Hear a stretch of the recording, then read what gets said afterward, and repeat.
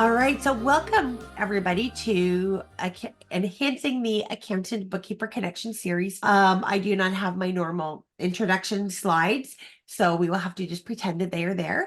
I think everybody here knows about me, so I'm just going to pass it right on to Jonathan because I'm on the mend from being ill and my brain is not working so well.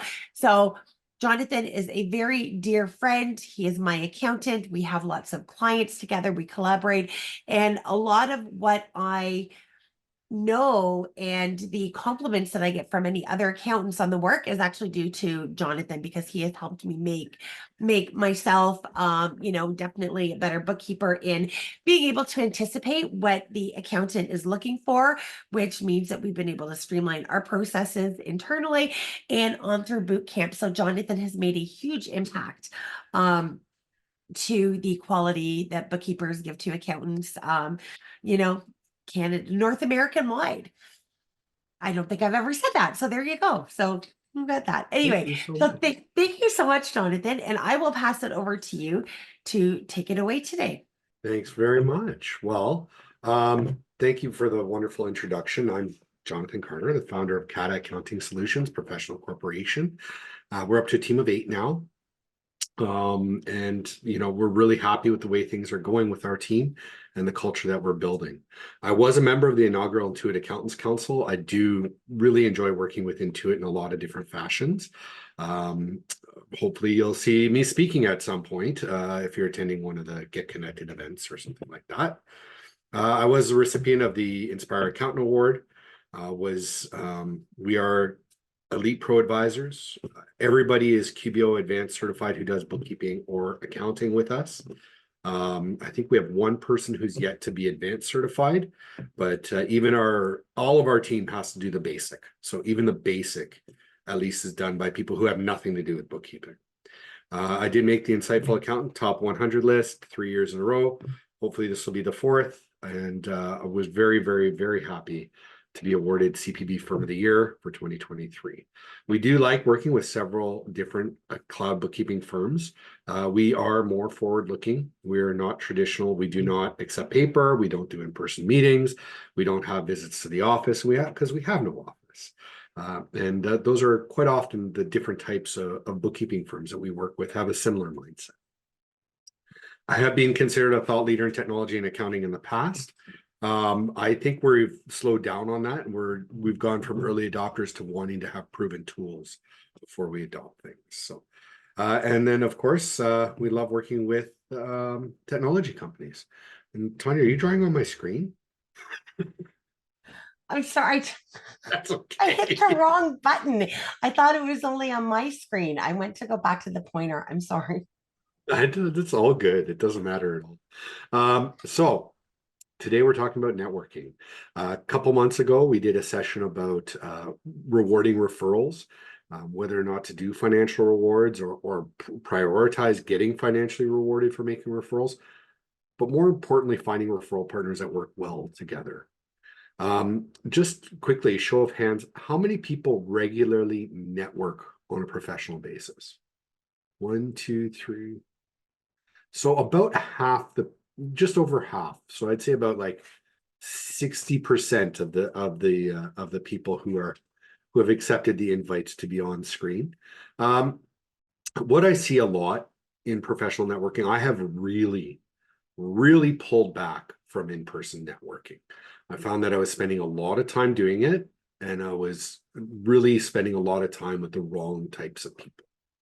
So that could have been the groups I was involved in. I know there are great groups out there, but who is your target market, and should you be networking there are kind of some of the operable questions. So if you don't mind, like I do still do professional networking, but maybe about on average once every other month. Really not that often. Really not that often. Not a weekly, not a monthly or anything like that. How often are people out there networking? Tanya, I believe you're weekly with the BNI, I'm right? weekly. Yeah, I'm weekly. We've joined essentially a BNI type group. I don't believe in BNI groups, but this was a bunch of people that were BNI saw the deficiencies, feel the exact same way that I do, and now have moved off into their own group. It's called Select Referral Team, and they've built it. And this is what I love. They've built it to be the the best of what BNI offered and what BNI was lacking. And so they focus more on relationships versus having to bring the referrals. It's getting to know each other and getting to know each other's businesses and supporting each other. So when the right referral comes up, you are passing along the right referral. Okay. But they still work weekly, meet weekly like BNI. That's, yeah. Breakfast meetings don't do good with mornings.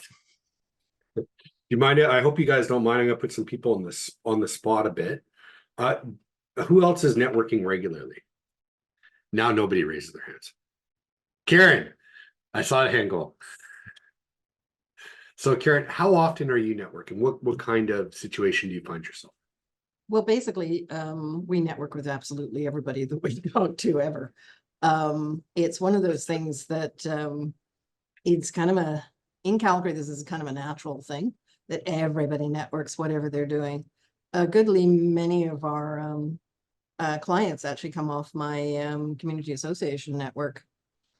And it's built from there. But we were actually networking yesterday with the husband of one of our co-tenants. So who is self-described, he connects the dots, and he's given us some really good ideas. But I'll be honest, we are looking at doing some business development and hiring a business development person Okay, all right. because it's tough. It's a lot of time investment. And Exactly. I think a lot of times it's very, very shallow and links. And I know I've made thousands of mistakes when networking in the past. As somebody who's fairly extroverted, it's definitely easier for me than for other people, I think. So when you're hiring a business development person, I want to circle back to that a bit later to understand what you're looking for in that person and what the expectation is going to be. Alan, I think you had your hand up earlier. How often are you networking?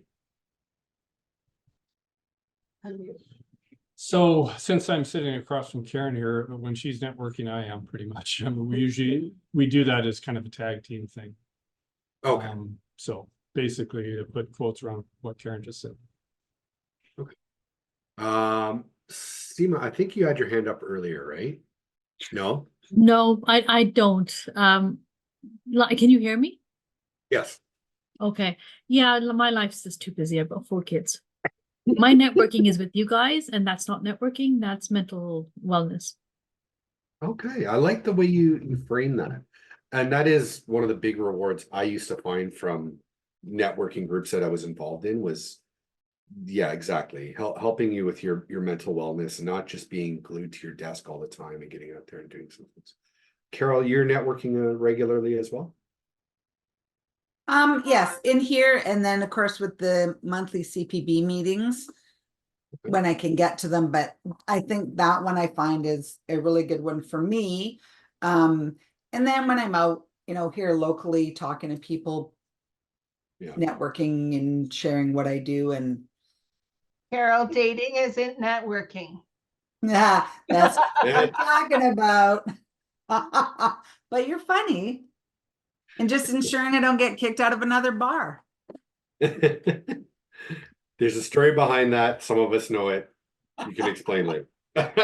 Sherry Lee, how about you? Honestly, I'm not, my networking is only with my colleagues these days. Yeah, I don't know. I stopped essentially networking when COVID came along. And now I've learned that I'm way more introverted than I ever thought I was, and I don't really like people anymore. Okay. So I'm not. You know- I'm not. I actually contribute to a number of things like 100 Women Who Care and stuff like that locally, but I never show up. Like I give them my money, my name goes on a list. I don't go to meet people anymore. I don't know. I'm not into. I actually find it really difficult these days to, unless it's sort of people I know, like at maybe a CPB event or something, I find it really difficult to be in with a lot of people these days, unless I can like just completely blend in like I'm at a Costco. But so, I want to jump in here and just say that what I've heard is really interesting because this just shows the definition. Most people think networking, you're going out there meeting, businesses to try to get business. We've heard, Sima, Sherry, Karen, and that the networking is for different reasons, because networking, if you're networking with other bookkeepers, you're not necessarily going to gain business, but you're going to gain knowledge, you're going to gain the support. So networking is not just like networking, I think, is to improve your business, whether that means improve your mindset, improve your knowledge, improve support your community, something like that. So interesting. Lynn, I know you had your hand up earlier, so I'm gonna ask you, how often are you out there? How are you networking? I'm not anymore so much as an in-person thing, although I go to our CPB regional meetings and I look at that as a kind of an outing and a social event, but it solidifies the network that we have and the mutual respect that we have for each other. I network, I guess you can't really call it networking, but I develop the relationships with those respected colleagues and accounting offices that I work with, that we share kind of that mutual work ethic, I guess you'd call it. Because I always want to build on that relationship that we have. I don't want to take those relationships ever for granted. Yeah, and I think that's a big thing with networking. A lot of times it's very shallow. Yeah. It's like, here's my business card. Call me when you need to buy. Yeah, And it's like, I'm never going to remember who you are. no. Yeah. No, I joined the chamber years ago and I lasted about a year, and I went to all the extra events and the luncheons and all the time it took away from my business. And yeah, it was shallow. There was nothing there. Yeah, I was a member of the Mississauga Board of Trade, and it was funny. Every big event, Mhm. all the accountants and bookkeepers would end up hanging out by the bar. Yeah. Together. They weren't out there meeting. No. But at MBOT, it was different, right? The vast majority of people there were there from sales roles, looking to make sales. They Mhm. weren't there to truly network, right? So, Sandra, Jan, Carrie, did you guys want to add anything? No, I'm good. I just fill in for Tanya usually when I'm out there networking. Like I've gone to a couple of the SRT meetings and sometimes networking at like conferences and stuff like that. And same kind of thing, like just getting different ideas from people or how to improve processes within I guess, CBS. That's really about it. Okay. Yeah, I network probably at least twice a month or like once a month. And so it's actually, I love it. It's the East End Women's Network and it's all business owners. I've got a lot of referrals for meeting people there. There's usually like 20 to 30. And then of course there's I'm the regional chair for Toronto Scarborough for CPP. So we had a meeting last night. Excellent. How'd it go? Yeah. How'd it go, Jen? It was in one way was disappointing because 17 people registered and we had 6. Oh, that's unfortunate. And that seems to be happening a lot in Toronto. Yeah. It's sort of like there's just, they were all sending a reminder and then just didn't show.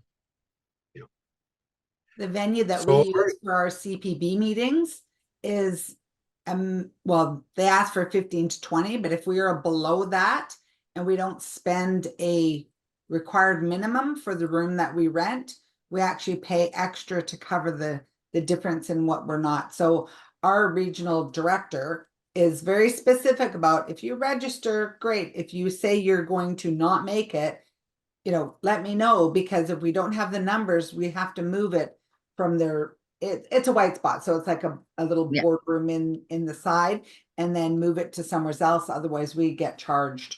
So it's hard to get people to understand that until they are there and get hit with the minimum. Yeah, fortunately, the place we're using, we're not charged any minimum. Right. Yeah, they Probably only helps that I started know it the with owner of new the pub. owners. Yeah. You know, so they don't charge us for anything. Oh, that's good. Yeah, and so, you know, which is good. So it does help, but I mean, I have mentioned it to CPB that there needs to be a cost. That's You know, a really even good point. We'll talk about that in a minute, just You know about what? network and I'm just having gonna add, once upon a time when I was a regional director here, we actually had, because of what you're saying, where you had to have a minimum. And when you registered, we would have to pay our $10 at registration or whatever at that time. And then I would get the funds or whatever to be able to, you know, pass it on. So they did do that at one point in time.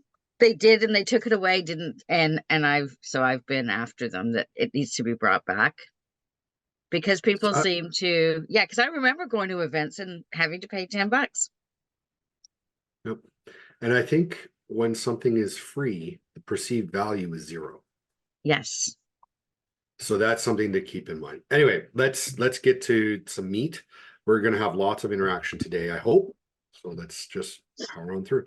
So our agenda, we're going to talk about what is networking. And I think that some of this discussion has really expanded on that. It does not necessarily have to be organized and at a specific time and place.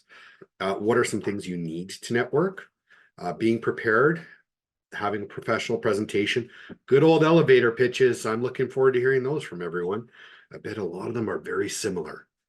And then communication matters, and then following up and doing your homework. And of course, if we have time, we'll have some questions and discussion. So for the CPD, we will have to have panelists being able to vote.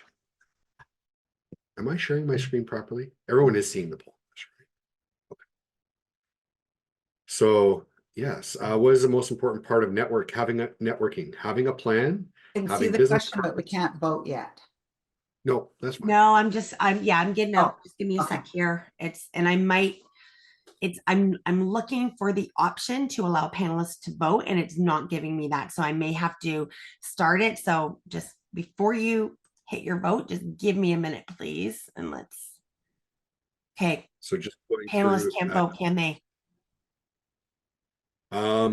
having the perfect elevator pitch, No. Okay, sorry. showing up, being well dressed. Just 1 sec. Is anybody that's in as a panelist, have you tried to vote? It won't No. let you vote. It won't let you. Okay, No. so hang on. Sorry, bear with Just me. can't Sorry, vote. I've got to end the poll, guys. Sorry. There it is. The allow panelists to vote doesn't come up ahead of time, which is really sad. Okay, relaunch poll.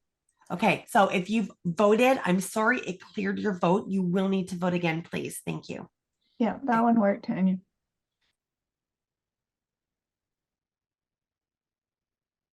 Okay. So go again, ahead, this is Jonathan. really subjective.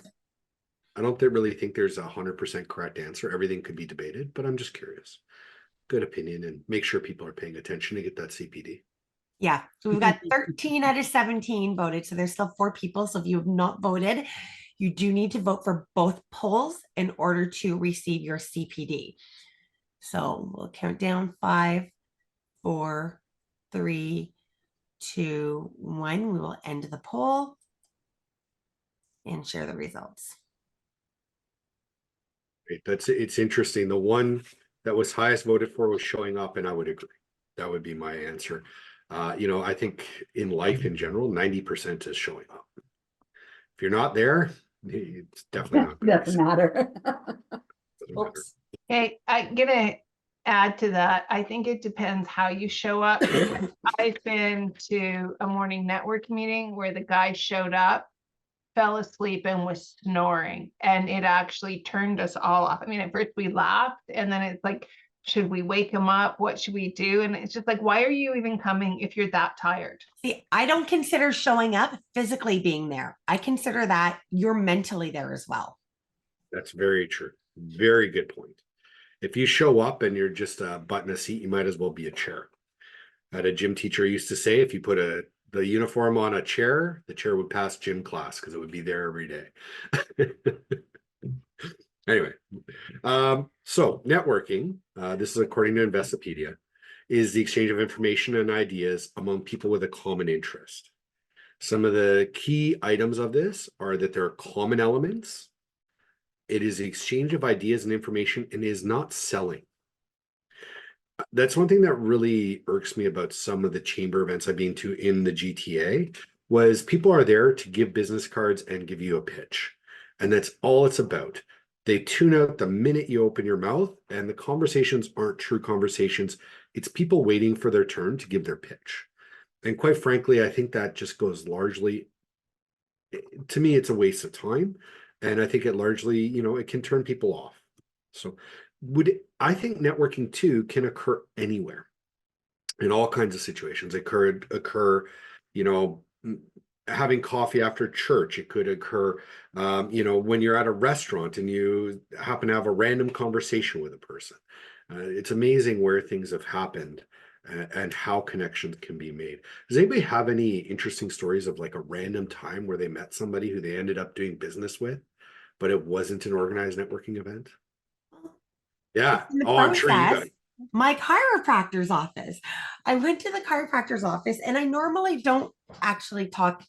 I'm not, I'm not a pushy person. I feel very uncomfortable bringing it up. So it has to come up naturally in conversation. So I'm at my chiropractor's, and there was a guy who just came out, and we were just kind of joking around about, how you've got to be really nice to the person at the front, because the person at the front is the gatekeeper and whatnot. And we were talking about Amanda. And then, that conversation led into how people are, since COVID have been, very antsy and needing things now. And oh yes, I'm in the accounting profession. So yes, we've definitely had our share of that. All of a sudden he's like, oh, I'm looking for a new bookkeeper. I need your card. So Yeah. we're still in the process. That was only last week, but it's just interesting. I'm like, oh, that was easy. Look at how that happened. That's a good one. Lynn, you're unmuted. Did you have a story to share? Oh, a couple, and I wasn't out shopping around. TD Canada Trust years and years and years ago, they had an evening session for small businesses, on what to do around your finances for small businesses. And I signed up and I went just for my own information, right? And we're sitting there, and they started out by saying, well, everybody should introduce themselves. So I introduced myself and my business and, that little 10-second what you do. And all of a sudden from the back row, I hear this woman yell out, I need to talk to you. It's like, whoa. That's awesome. That's awesome. Anyone else have any stories they want to share right now, or should we just keep moving? All right. So my weirdest was, go on. I was just going to say, I have a actually networking meeting coming up tomorrow. So this is perfect for me. Hopefully there's some good takeaways. I For me, hope the there weirdest is. situation, I took my team on a salmon charter. It was many years ago, and it was the first team event that we'd done, and it was kind of a reward for what had happened. And ended up speaking with the not the captain, but the first mate, and he ended up, needing to do some back taxes because as a fishing charter first mate, the pay is a little bit different. A lot of do I need to declare my cash questions, and they get a T4A from the captain, and they have their own expenses, which can be quite creative in that space. So let's just talk quickly about what you need for networking. Number one, I'd say is a plan. It's like, who are you networking with and why? So I recently, and I thought this was hilarious. So a couple years ago, I nominated somebody for Businesswoman of the Year. If you're here, congratulations on winning. And that group sent me an invite to their next networking dinner. It's Aurelia Women in Business. And it's like, yeah, I don't think I should be attending this one. So know who you're networking with. Why are you networking with them? Right? Like if you're looking for business people to network with, you shouldn't be networking with people who are selling B2C. You should be looking for those who are selling B2B. what's your goal in networking and what's their goal in networking? So are you anticipating somebody else's goal can be a great way to help stimulate conversation, understand where they're coming from and what they're trying to do. Really, it comes down to being in the right place at the right time with the right people. So something I think is a must are business cards. I do use an app called Hi Hello. I can't remember who introduced me to it. I love it. But I I did think in business, Vegas. it was you in Vegas? Okay. Yep. It's But amazing. business cards I think are a must. And I do still carry business cards with me pretty much every time I leave the house. I don't carry a lot. I'm not out there looking for new business, but you know, when people need a card or they need your contact info, it can be very convenient and people are used to it. You know, if you don't have a business card, sometimes it can look a little unprofessional. Another thing I'd recommend is an after action review. So I always do this the day after a conference. I have all my trade show partners, I have all the different business cards I've collected and whatnot, and I'll go through them. And it's like, do, delegate, defer, dispose, right? So what apps don't I want to talk about? We'll just throw that out. Who is just trying to sell me on something? I'm just going to throw that out. All right, this I want to investigate, so I'm going to defer that and set a plan to do that. Oh, this person was really interesting. I need to speak with them. So I'm going to send them a quick email, those kind of things. From that, we at CATA, we've created a referral list. It's now 41 pages long with a variety of different contacts on it. Some people here are on that list. And you know, it's taken time. It's taken years to get to know people. What is a good fit for them? You know, there's nothing worse than getting a referral as a cloud-based accountant with a registered CPA firm for a senior citizen who wants to bring you a shoebox full of things, who doesn't have any, you know, knowledge of what they're doing, and they want to pay like $40 for their taxes. It's really not a good referral. So, you know, really understanding what your referral partners want will help you give them better referrals, and then also the other way around. And you never know how relationships can expand and evolve over time. Just because you can't do business today doesn't mean you can't do business in 5 years or 10 years from now. You never know what's going to happen. Sometimes the seeds you sow take a very long time to bloom. Is there anything that I've missed on this list? No, I just want to really emphasize what you said. That's what I like about my select referral team is it's not about bringing 2 leads every single day. That's what I did not like about the BNI groups that I was involved in, is there was such a pressure on bringing leads and they weren't true leads. Whereas here, it's so they still want you to do actions, and action might be, you know, sharing is social. It might be having what they call TBI, which is a team building interview, which is where you sit down and you have a coffee and you find out about each other's businesses and, you know, about what type of client they're looking for. So it's about that, which, you know, the personal relationships and understanding what each person is looking for, getting a better understanding will lead to quality referrals. So it's they completely agree that, you know what, if you don't have a referral, don't give a referral. If you've only got a referral once every 6 months, but it's a quality one, that's fine. But again, interact in the meantime to understand so that you, when that right referral comes along, you can recognize it, and that mutual respect. Don't waste each other's time with stuff, and it ties in a lot to that, and that's the one thing that I do like about that type of group. That's really interesting. You know, there are people who I used to be in in-person networking groups with, you know, back when I was living in the Mississauga area, and I'm still in contact with some of those people. I still refer business to some of those people. So I think being prepared is really important. Good old Boy Scout motto.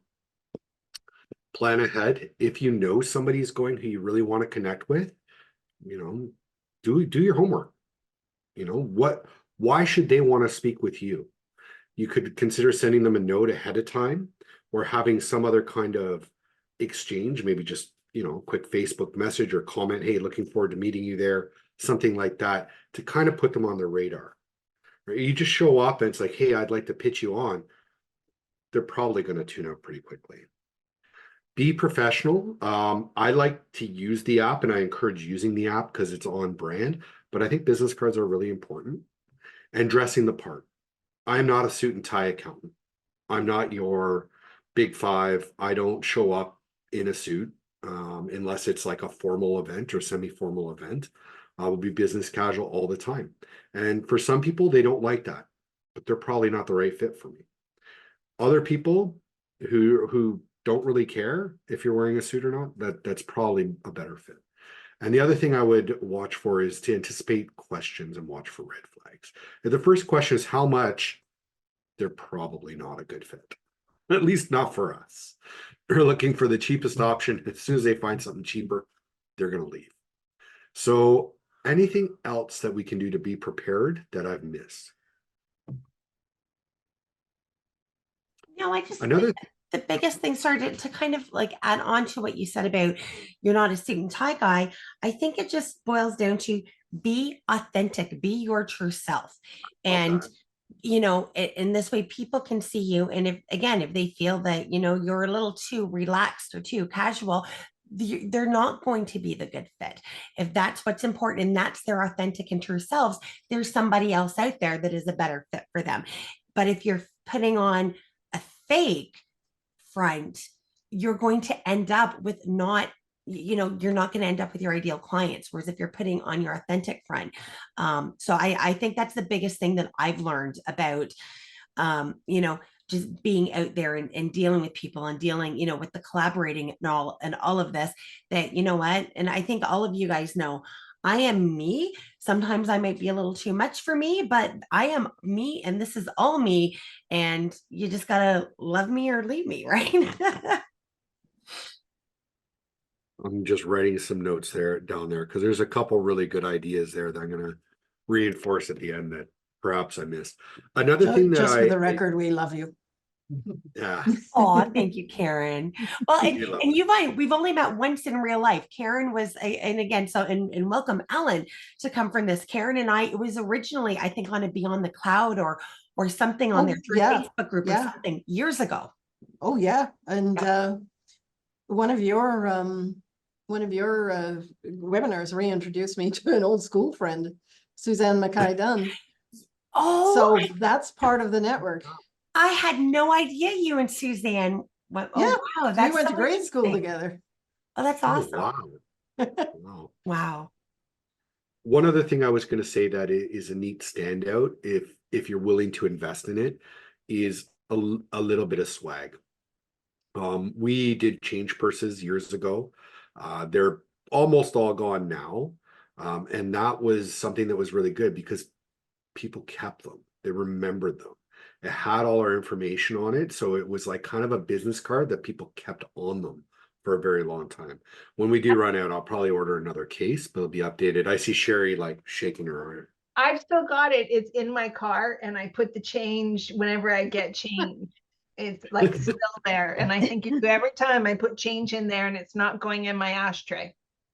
And can I just add the thing about the swag? If you're going to spend money on swag, think about when we go to conferences, make it something useful.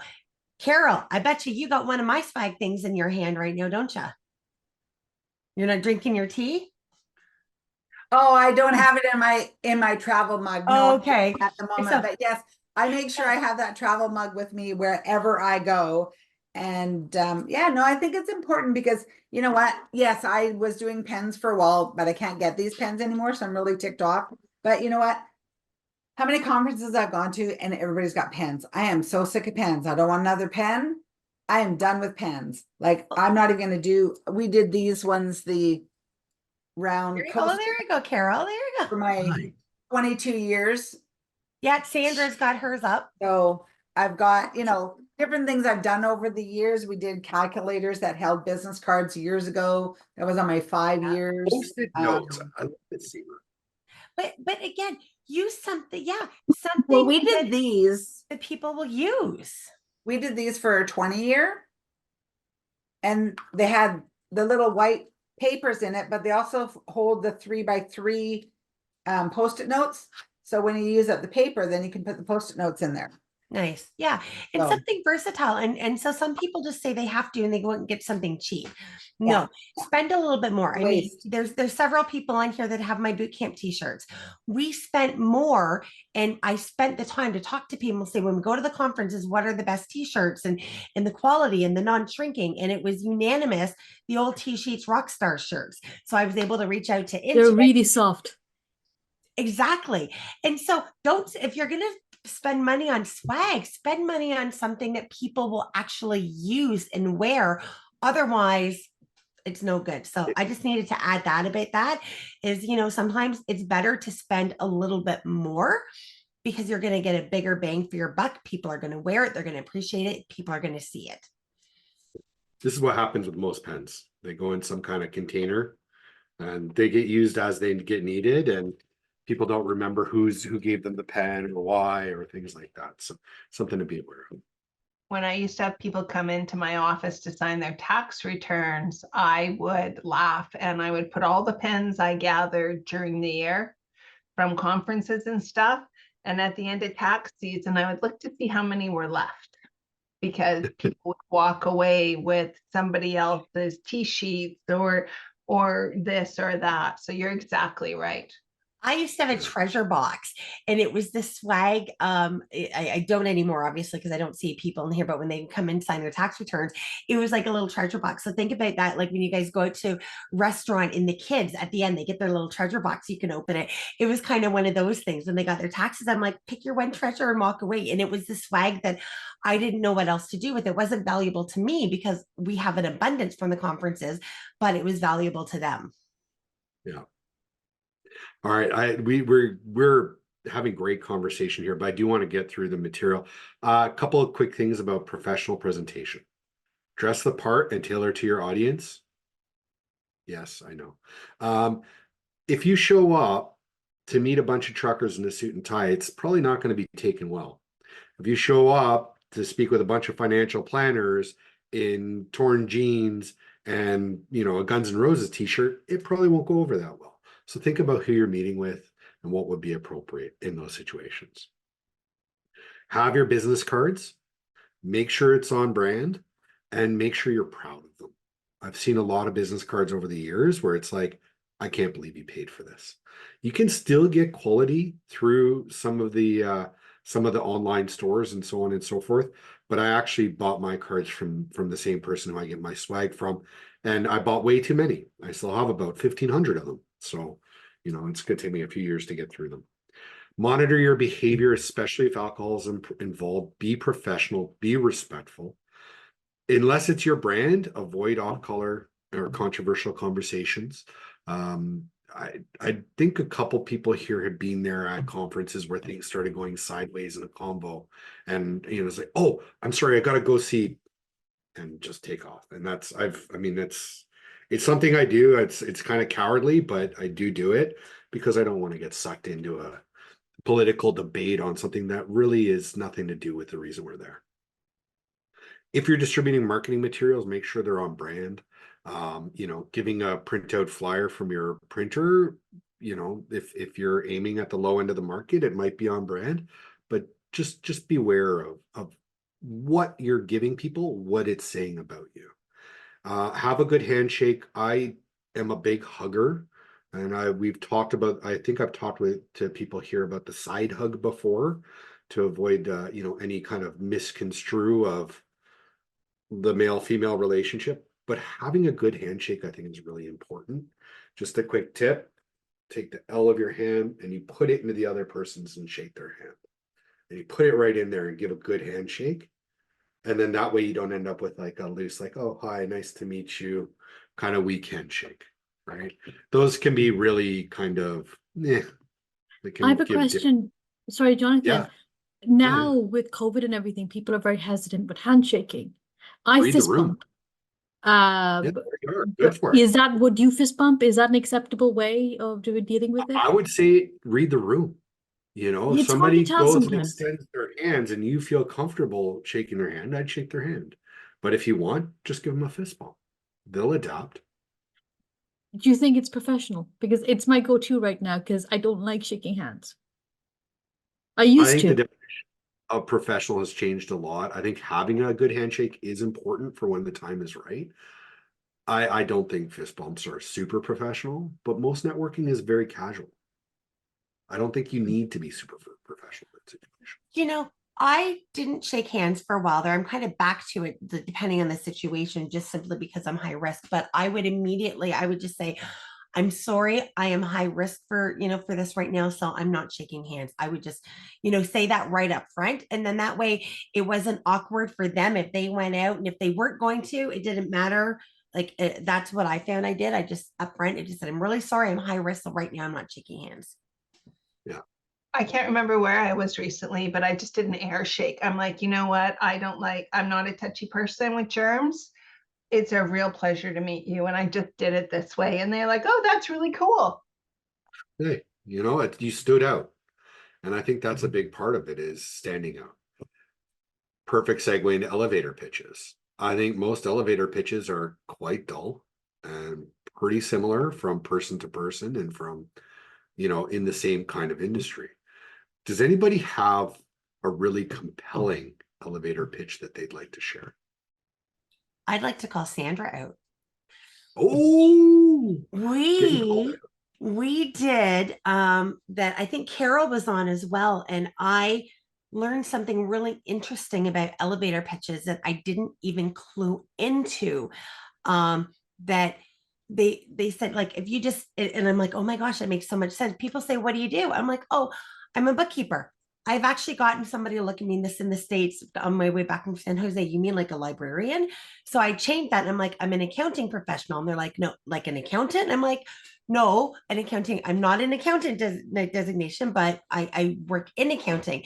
But that tends to all either lead to them asking me free advice or them going, oh, well, you must like numbers.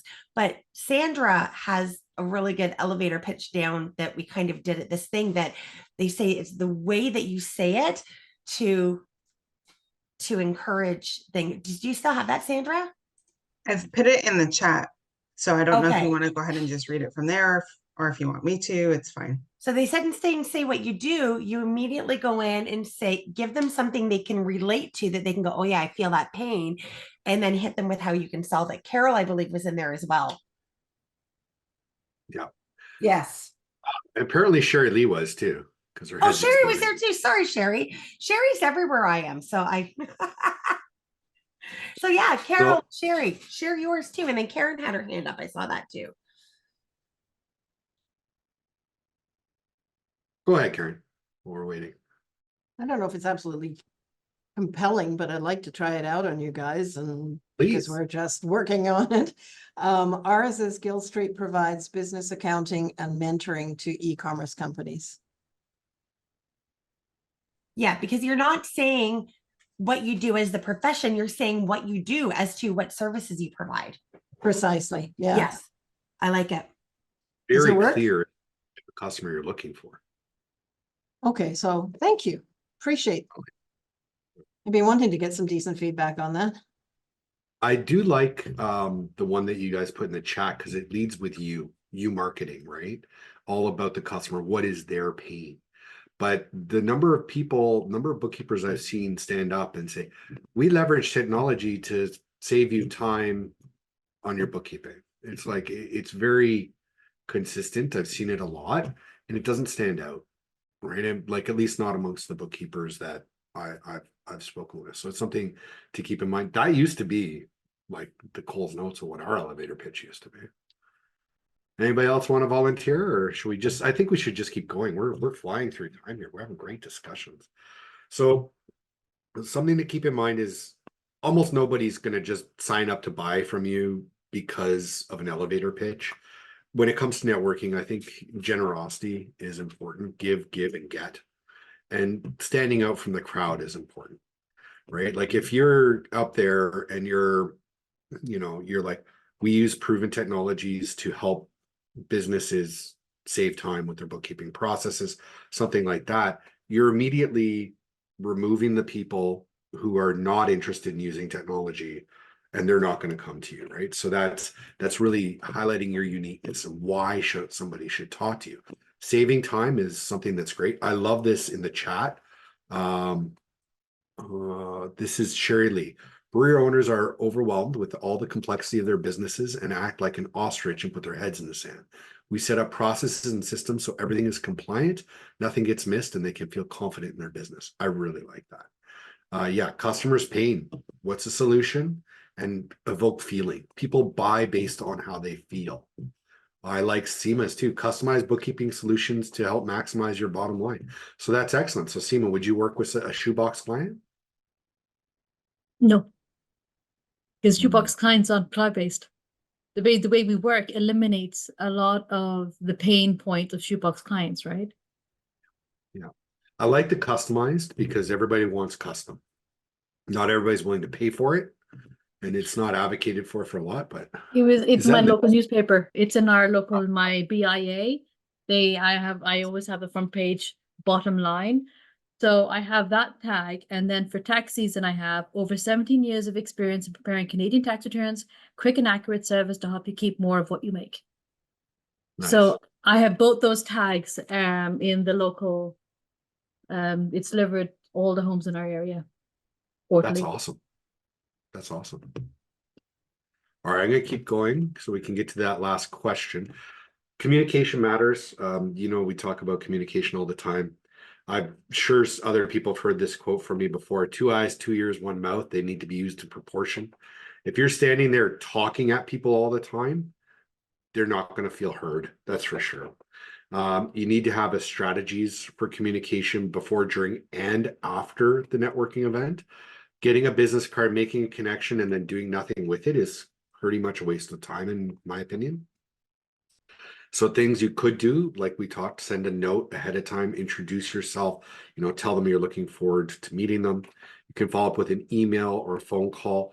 I would try to make it personalized. I know some people have canned emails that they send, and I used to do that, but it feels canned. It doesn't feel authentic. It feels robotic. So I stopped doing that. Now, when I do these things, I do them very much intentionally and personalized.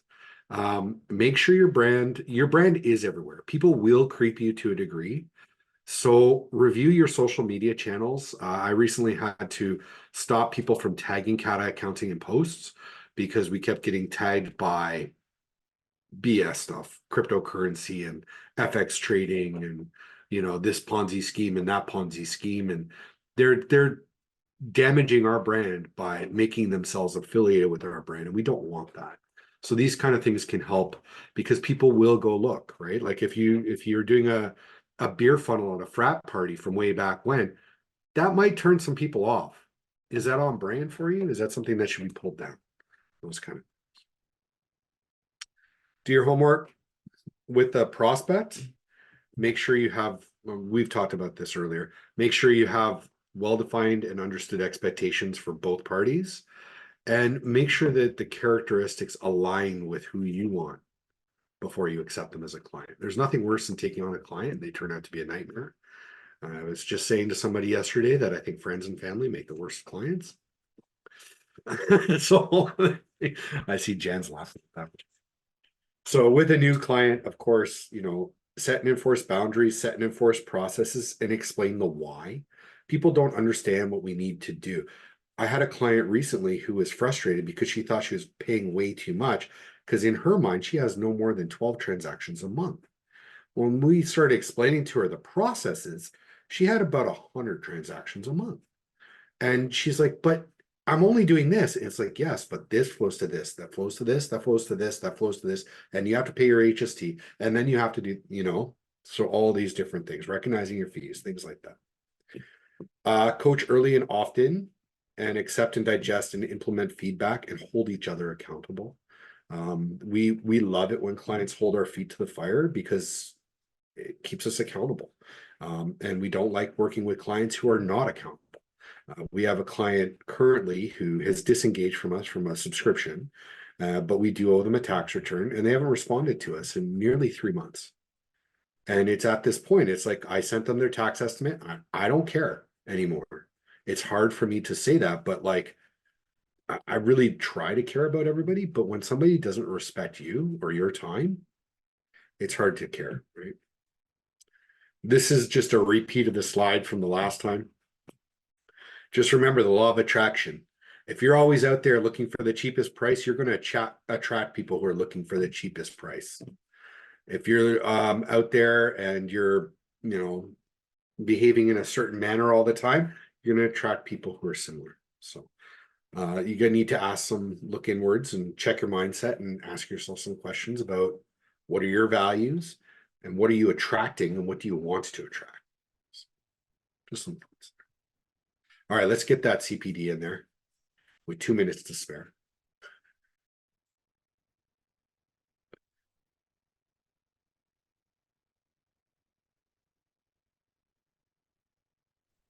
All right. Everybody should be able to vote. Yep. Perfect.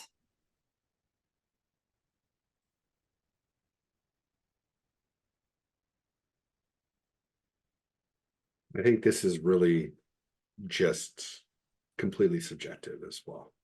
Yeah. I actually really miss in-person networking for the kind of break that it creates and going and having a meal with other business owners and so on. But I do recognize it's like Lynn said, it takes a lot of time. It takes you away from your business. It's an investment, not just of your time, but you're usually spending money. So.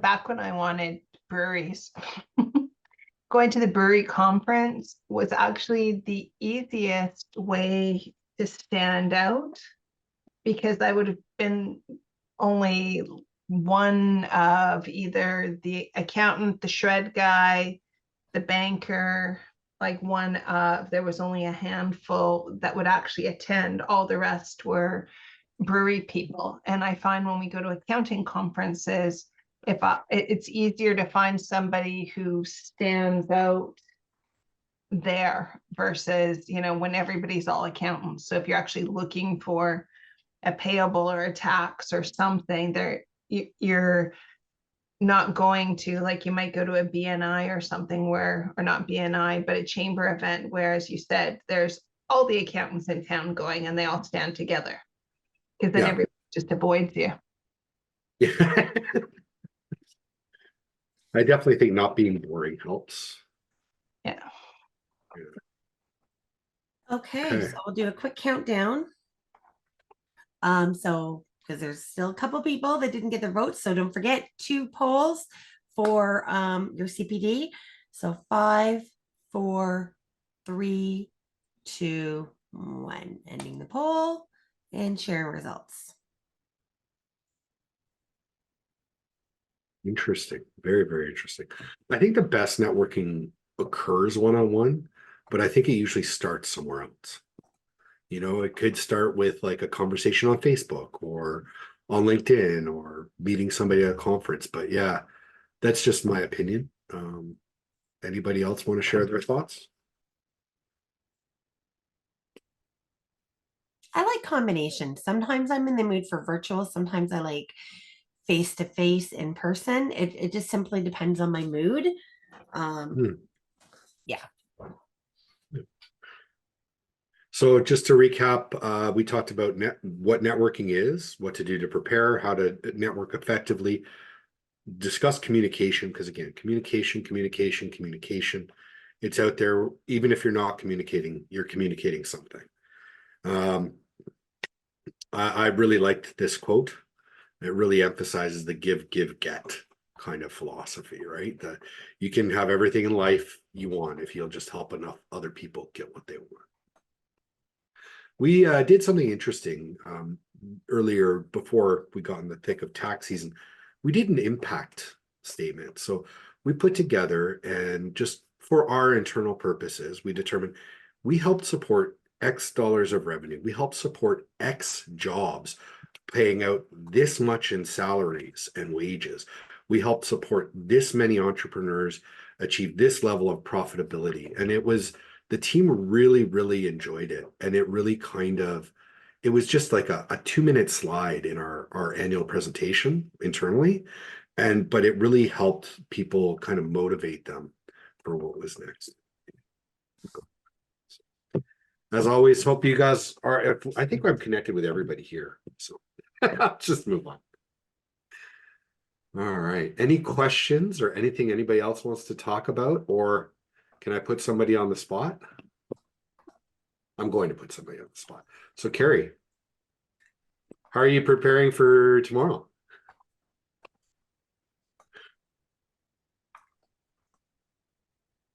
I'm preparing with, I got my business cards ready to go. I've been to this networking meeting before. They have it like every couple of months. I've checked who's going to be all there, and there's no other bookkeeping firms going to be there, so that's a bonus for me. I've got some printouts of what I do, but I'm going to be touching base with a few people that I interacted with the first time, because they were interested but had a bookkeeper and wanted to get through the tax season first with them before they decided to move forward. So I'm going to be touching base a lot of potentials, prospects, I guess you could call it. So yeah, I'm bringing lots more business cards than I did previously because I didn't bring enough the last time.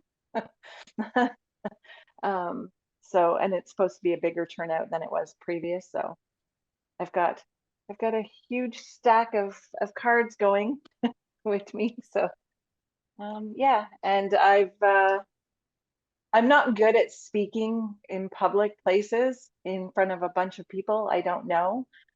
So this is a learning experience for me. And I'm gonna have to do it again tomorrow, which is going to be interesting. I kind of black out when I stand up to speak, so I don't know what I say. When I sit down, I'm like, like I said, but I'm trying to get over that hump of networking because I've never had to network before in my life. So this is something that's new for me. So it's a learning experience and a challenge for me at the same time. I just want to chime in and just say that something that actually has been fantastic networking for Julia, my wife, is Toastmasters. And I mean, not necessarily going there to source business, but it inadvertently happening because she was, used Toastmasters to help with her public speaking. I don't know if you've seen her speak or not, but she's quite a good speaker. And it took a lot of work to get there. And she's still in touch with those people. She's done business with several of them over the years. Some of them have done business with us now, just by extension. But Toastmasters might be something to check out.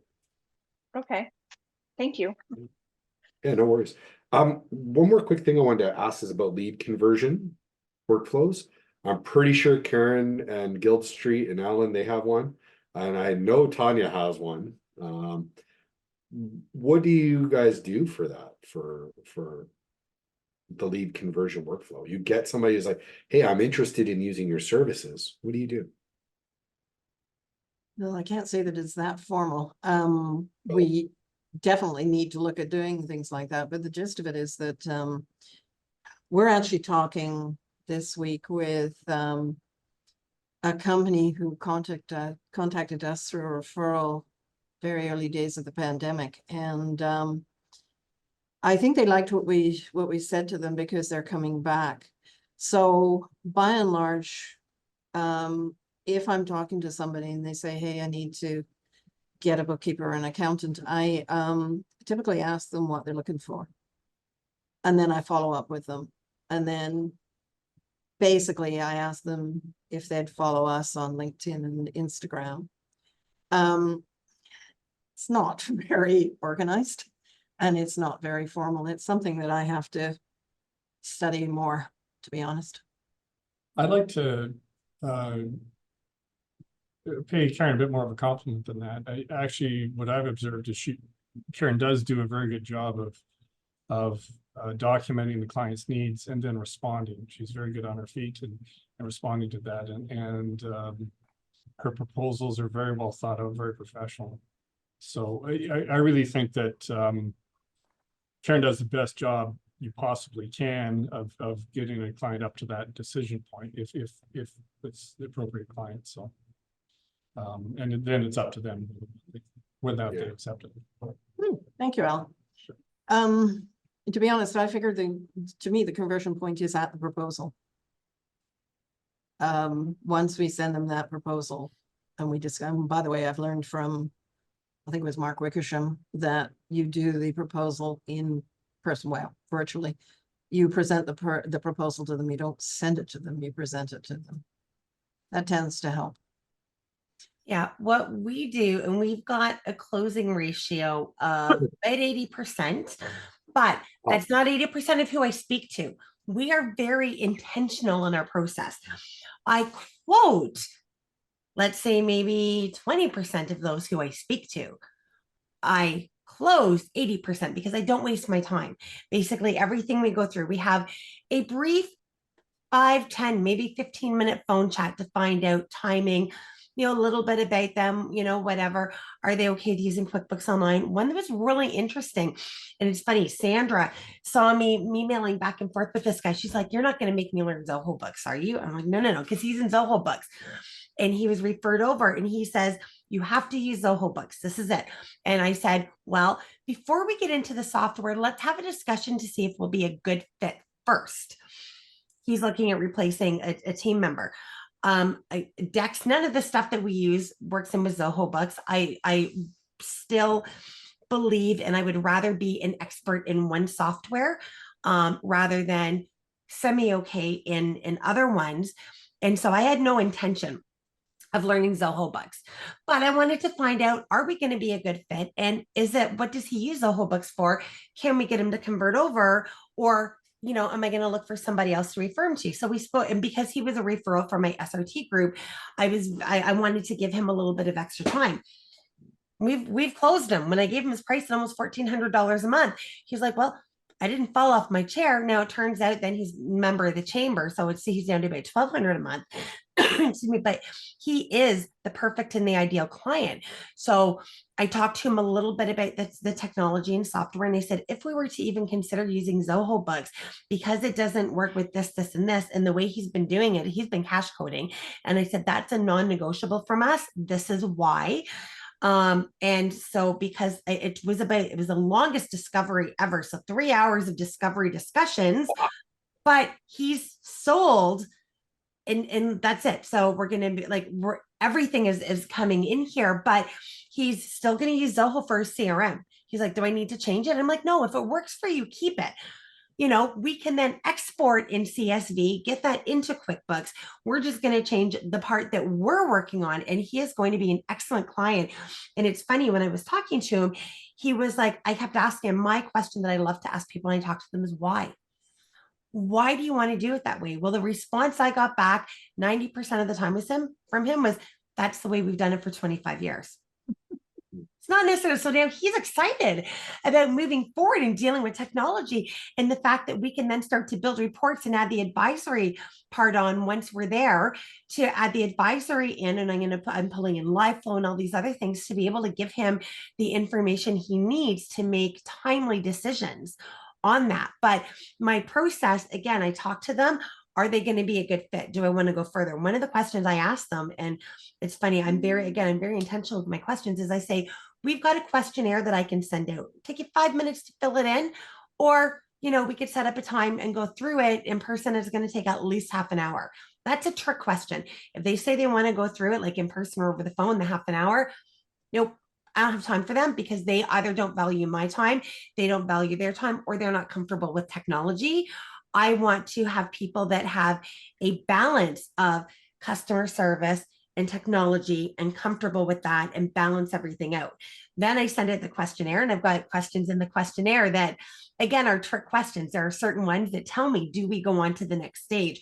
So at every stage, I'm weaning more and more people out, which is how I can end up with such a high closing ratio, because I don't waste the time. I get rid of the people earlier on that are not going to be a good fit. Nice. Very And that nice. works. And I've been actually doing that myself, because we had the marketing person who was doing it, who is no longer there, and it wasn't working. Our closing ratio went from, an 80% of what we quoted to 20%. I'm like, what is going on here? Reevaluate after action reviews. It turns out when the processes are there, and I've not changed the processes, it's just the delivery of the processes that have been changed. And I've taken control of that now, and I'm back to where I was. So Karen, my quick advice to you is, you're looking for a marketing person. I did that. I thought it was working well. It was not. It's now working well. So make sure you have somebody that emulate the passion that you have about the business and the knowledge about that. Because as Sandra has said, I'm like, Sandra, why I'm you doing the same things? I'm giving the same message I wanted said. Sandra's like, Tanya, nobody can sell you like you sell you with the passion. So just Karen, that's my one advice to you. Find somebody that has that similar passion and can emulate the passion, the knowledge, the experience that you have, and actually speak for you, closely to you. And that is the one thing that I've learned that is really, really important. I don't think I would ever bring somebody else to do that part of the sales again. But if I do down the road, that's going to have to be extremely important, that they're going to have the same energy, the same passion, the same everything. I think That another, is fabulous advice. Thank you. And by the way, this is a total segue, but I want to say thank you again for your pricing spreadsheet. Oh, I'm still using it and it's still fabulous. awesome. Yeah. That's good. Yeah. It's training wheels, but you don't have to take them off. I still use it. Yeah. Oh, I don't know. I think still it's use fabulous. it for every single person. Once you've got the formula, if it's not Yep. broke, don't fix it. And then I just simply adjust for my rate increases. Otherwise, it doesn't change. So, but I'm so glad you're still using it. Awesome. I was going to say another thing about marketing. We've used a variety of different solutions in the past, and you have to do there's a couple things I think are very important. Number one, make sure that the tail is not wagging the dog, and that the marketing person is reinforcing and selling your brand, not trying to change your brand into what they think it should be. It's okay to have those discussions, and maybe you do decide to make that change, but you don't want to be working with somebody who's like, hey, get your cheap tax returns here, if that's not your brand. Right. And another thing too is to hold them accountable.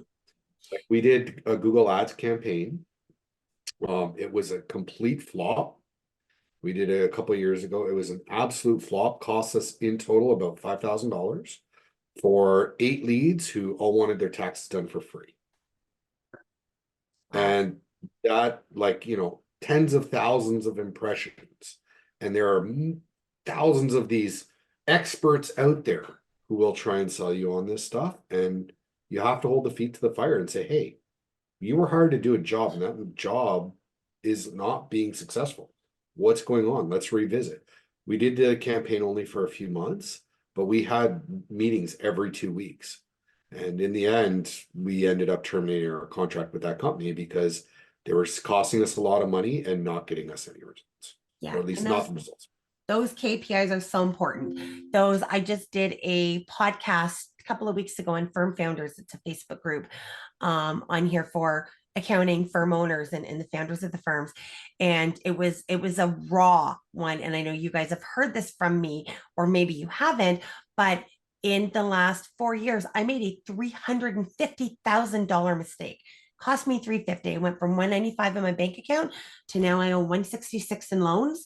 And it was because I took my eye off the business, put it all on the clients, and therefore internal KPIs. Again, it was that, wasn't following up. I totally own that, but that's again, regardless whether you use an external person or internal person, those KPIs are so, so important that no matter what, and like I said, it was a hard lesson to learn. We're coming back from it. We are cash flow even within 6-8 months. We got cash flow even, including paying back $7,000 a month in loans, and we're getting there. We will still be cash flow even come this summer, but we'll have an extra person. So we're getting there. Probably will take till the end of the year, the beginning of next year to actually be in a cash flow positive situation. But that was a very expensive mistake that I learned by putting my clients first and not balancing it. So that's another takeaway to add to that. KPIs are so important, whether they're internal, external, keep them accountable to make sure you've got the results so that you don't end up with a $350,000 mistake. Lynn, I see you're off mute. Did you have something you wanted to say? I look at it a little different approach to it, and I've done this for years because I don't market out there. I don't advertise. Everything I do is by referral, and some of my referrals are connections that I have that are over 20 years old, and they come back around. I've always stood for doing good work, you know, fully compliant, audit-proof work, blah, blah, blah. So when I look at networking, I look at it as learning as much as I can about the other individual, because somewhere along the line, somebody's going to cross my path and need their services. And then I can confidently refer them. And I find that from meetings in groups like this, or even watching some of the answers that get put out on social media, to the point where, and perfect example here, somebody wanted somebody in the wine industry and breweries. And I easily recommend Sherry for Canada, and help me, Tanya, with, I've forgotten her name. Jeannie for the US, because over the years I've gotten to recognize that they are top in their field. So although I don't have that close hand personal relationship with either lady, I've learned where they stand.